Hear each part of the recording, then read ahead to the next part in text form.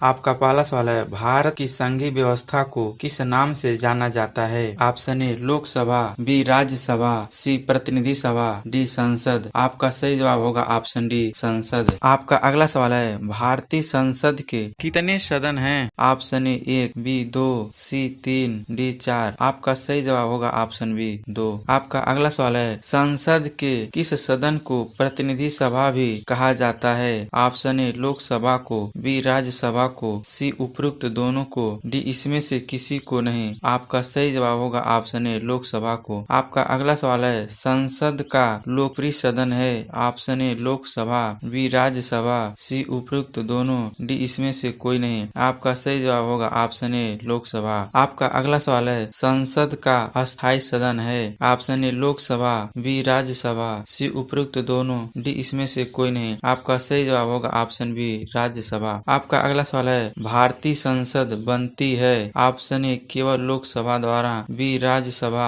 एवं लोकसभा के द्वारा, सी लोकसभा एवं राष्ट्रपति के द्वारा, डी लोकसभा, राज्यसभा एवं राष्ट्रपति के द्वारा। आपका सही जवाब होगा ऑप्शन डी लोकसभा, राज्यसभा एवं राष्ट्रपति के द्वारा। आपका अगला सवाल है, निम्नलिखित में से कौन सा एक प्रावधान भारतीय संविधान के अंतर्गत संसद के सदस्यों के विशेषाधिकारों तथा उन्मुक्तियों को निर्धारित करता है? ऑप्शन ए अनुच्छेद 104, बी अनुच्छेद 105, सी अनुच्छेद 82, डी अनुच्छेद 117। आपका सही जवाब होगा ऑप्शन बी अनुच्छेद 105। आपका अगला सवाल है, निम्नलिखित में से कौन संसद का अनन्य भाग नहीं है? ऑप्शन ए राष्ट्रपति, बी उपराष्ट्रपति, सी लोकसभा, डी राज्यसभा। आपका सही जवाब होगा ऑप्शन बी उपराष्ट्रपति। आपका अगला सवाल है, भारत के संविधान में कहा गया है कि भारत की संसद के 3 अंग होते हैं। इसमें से एक अंग है लोकसभा, दूसरा अंग है राज्यसभा, जबकि तीसरा अंग है ऑप्शन ए राष्ट्रपति, बी उपराष्ट्रपति, सी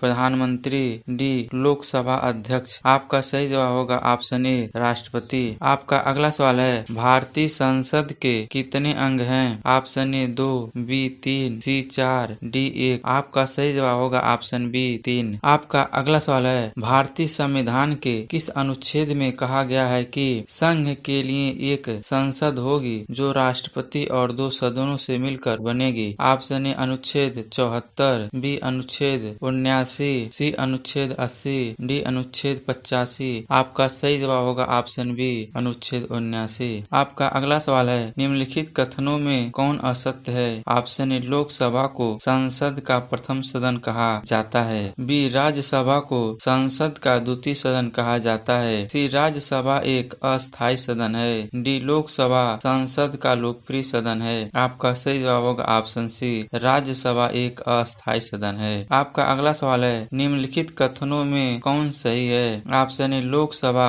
भारतीय जनता की प्रतिनिधि सभा है, बी राज्यसभा संसद का उच्च सदन है, सी राज्यसभा राज्यों का प्रतिनिधित्व करता है, डी उपरोक्त सभी। आपका सही जवाब होगा ऑप्शन डी उपरोक्त सभी। आपका अगला सवाल है, संसद का निम्न सदन एवं उच्च सदन क्रमशः हैं? ऑप्शन ए राज्यसभा एवं लोकसभा, बी लोकसभा एवं राज्यसभा, सी लोकसभा एवं विधानसभा, डी राज्यसभा एवं विधानसभा। आपका सही जवाब होगा ऑप्शन बी लोकसभा एवं राज्यसभा। आपका अगला सवाल है, संसद को भंग करने के लिए कौन सक्षम है? ऑप्शन ए राष्ट्रपति, बी उपराष्ट्रपति, सी प्रधानमंत्री, डी राज्यपाल। आपका सही जवाब होगा ऑप्शन ए राष्ट्रपति। आपका अगला सवाल है, भारतीय संसद की संप्रभुता प्रतिबंधित है? ऑप्शन ए भारत के राष्ट्रपति की शक्तियों से, बी न्यायिक समीक्षा से, सी विपक्षी दल के नेताओं से, डी भारत के प्रधानमंत्री की शक्तियों के। आपका सही जवाब होगा ऑप्शन बी न्यायिक समीक्षा से। आपका अगला सवाल है, संसद के कितने सत्र होते हैं? ऑप्शन ए बजट सत्र, बी मानसून सत्र, सी शीतकालीन सत्र, डी उपरोक्त सभी। आपका सही जवाब होगा ऑप्शन डी उपरोक्त सभी। आपका अगला सवाल है, संसद के 2 क्रमिक अधिवेशनों के बीच अधिकतम कितने समय अंतराल की अनुमति है? ऑप्शन ए 1 माह, बी 3 माह, सी 6 माह, डी 12 माह। आपका सही जवाब होगा ऑप्शन सी 6 माह। आपका अगला सवाल है, भारतीय संसद के दोनों सदनों की संयुक्त बैठक किस संबंध में होती है? ऑप्शन ए संविधान संशोधन विधेयक, बी वित्त विधेयक, सी साधारण विधेयक, डी भारत के उपराष्ट्रपति का निर्वाचन। आपका सही जवाब होगा ऑप्शन सी साधारण विधेयक। आप आपका अगला सवाल है, साधारण विधेयक से संबंधित गतिरोध को दूर करने के लिए संसद के दोनों सदनों की बैठक कौन बुलाता है? ऑप्शन ए राष्ट्रपति, बी मंत्री परिषद, सी लोकसभा अध्यक्ष, डी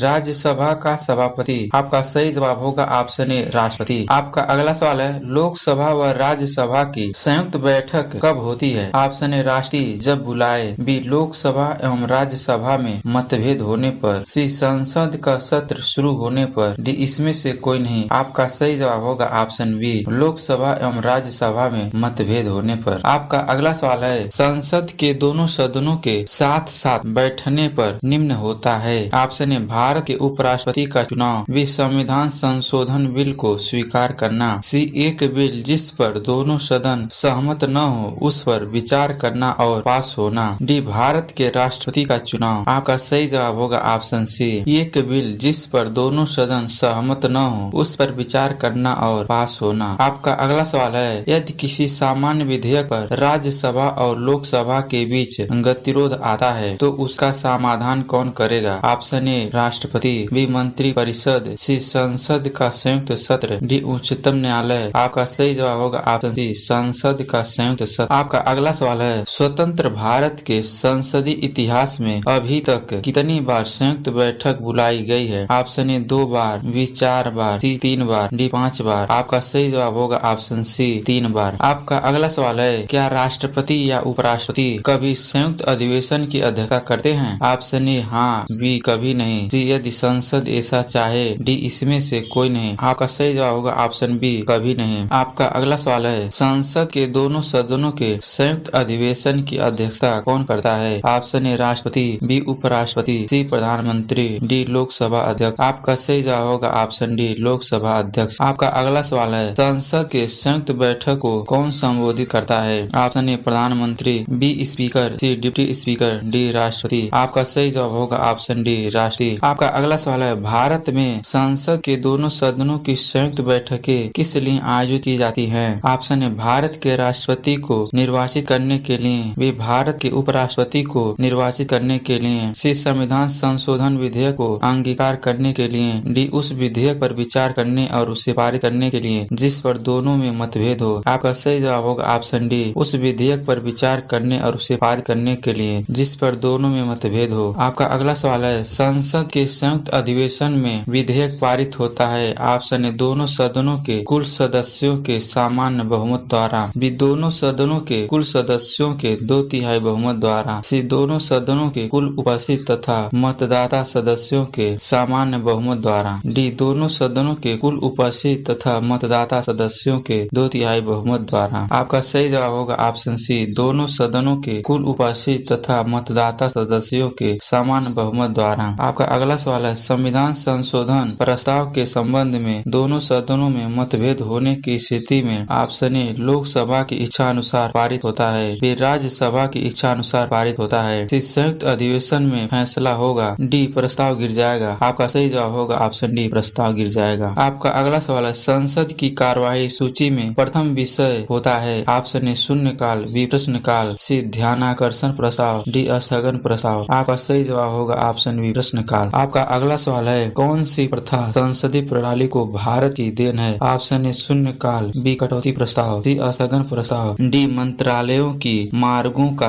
गिलेटिन किया जाना। आपका सही जवाब होगा ऑप्शन ए शून्यकाल। आपका अगला सवाल है, संसद के किसी सदस्य की सदस्यता तब समाप्त समझी जाती है यदि वह बिना सदन को सूचित किए अनुपस्थित रहता है। ऑप्शन ए 60 दिन, बी 90 दिन, सी 120 दिन, डी 150 दिन। आपका सही जवाब होगा ऑप्शन ए 60 दिन। आपका अगला सवाल है, एक वर्ष में कम से कम कितनी बार संसद की बैठक होना आवश्यक है? ऑप्शन ए 1 बार, बी 2 बार, सी 3 बार, डी 4 बार। आपका सही जवाब होगा ऑप्शन बी 2 बार। आपका अगला सवाल है, भारतीय संसद के दोनों सदनों की संयुक्त बैठक किस संबंध में होती है? ऑप्शन ए संविधान संशोधन विधेयक, बी वित्त विधेयक, सी साधारण विधेयक, डी भारत के उपराष्ट्रपति का निर्वाचन। आपका सही जवाब होगा ऑप्शन सी साधारण विधेयक। आपका अगला सवाल है, भारत के संविधान में क्या कथित है? पहला, राष्ट्रपति संसद के किसी भी सदन का सदस्य नहीं होगा। दूसरा, संसद राष्ट्रपति और 2 सदनों से मिलकर बनेगी। निम्न कूट में से सही उत्तर चुनिए। ऑप्शन ए कोई नहीं, बी 1 और 2, सी केवल 1, डी केवल 2। आपका सही जवाब होगा ऑप्शन डी केवल 2। आपका अगला सवाल है, निम्न विधेयक विधेयकों में से किसका एक भारतीय संसद के दोनों सदनों द्वारा अलग अलग विशेष बहुमत से पारित होना आवश्यक है? ऑप्शन ए साधारण विधेयक, बी धन विधेयक, सी वित्त विधेयक, सी संविधान संशोधन विधेयक। आपका सही जवाब होगा ऑप्शन डी संविधान संशोधन विधेयक। आपका अगला सवाल है, संसद के वेतन का निर्णय कौन करता है? ऑप्शन ए संसद, बी केंद्रीय मंत्री परिषद, सी राष्ट्रपति, डी लोकसभा अध्यक्ष। आपका सही जवाब होगा ऑप्शन ए संसद। आपका अगला सवाल है, संसद के कुल सदस्यों का कितना भाग वैधानिक चैम्बर की मीटिंग बुलाने के लिए आवश्यक गणपूर्ति कोरम है? ऑप्शन ए 1/10 भाग, बी 1/6 भाग, सी 1/4 भाग, डी 1/3 भाग। आपका सही जवाब होगा ऑप्शन ए 1/10 भाग। संसदीय प्रणाली वाली सरकार को अन्य किस नाम से जाना जाता है?